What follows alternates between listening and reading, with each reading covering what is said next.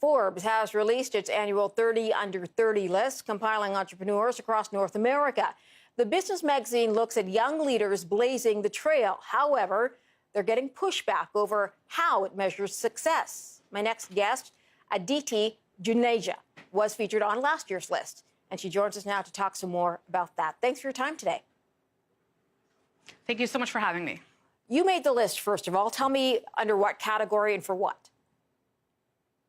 Yeah, so last year I was on the Forbes 30 Under 30 list for law and policy, and I made it for creating an organization called the Resistance Manual, where we were gathering policy and process information, really trying to do civic education after the election. Were you surprised you made it on the list?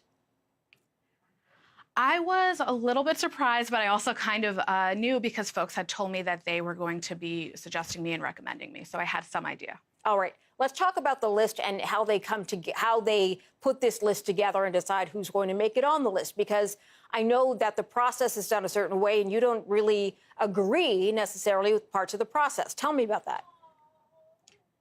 So it's not so much that I don't agree, because the process is quite opaque. It's hard to know exactly how they decide who gets on and who doesn't.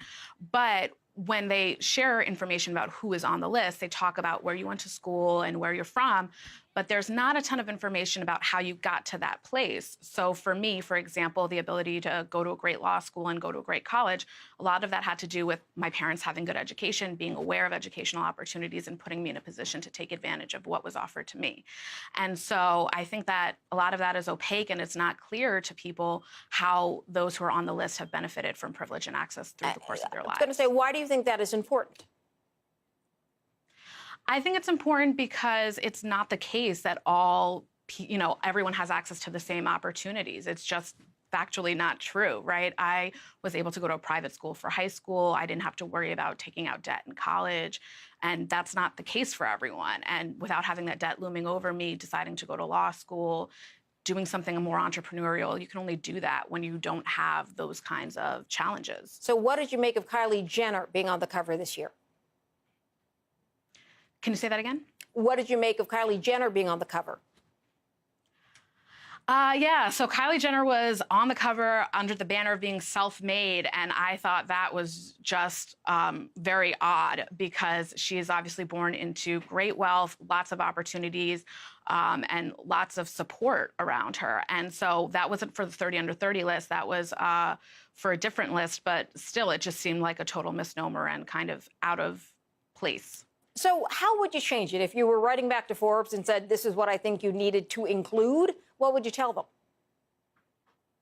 So I would ask them to include things like parents' wealth. Did your parents go to college?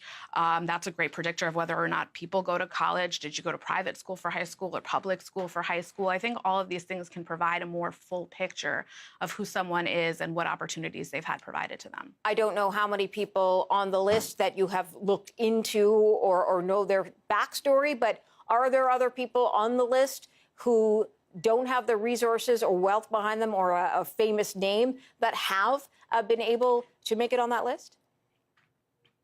Sure. I mean, there are plenty of people who fall into that category. I haven't done extensive research, and I'm sure that, Forbes asks you when they do a questionnaire when you're a finalist and ask you, are you an immigrant? Did your parents lend money to your startup? That kind of thing.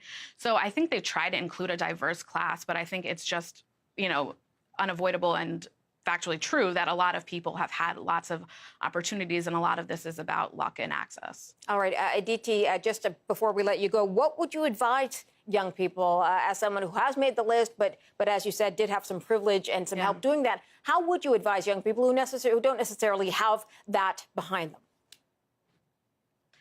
That you should define success on your own terms and not look at a list that is external. You know how hard you had to work, and you know the structures and the opportunities that were available to you and the barriers you had to overcome. So really, do what makes you happy, what gives you fulfillment, and define success on your terms. Don't look for external validation for it. It's good advice. Aditi Juneja joining us today from New York. Thank you for your time. Take care. Thank you.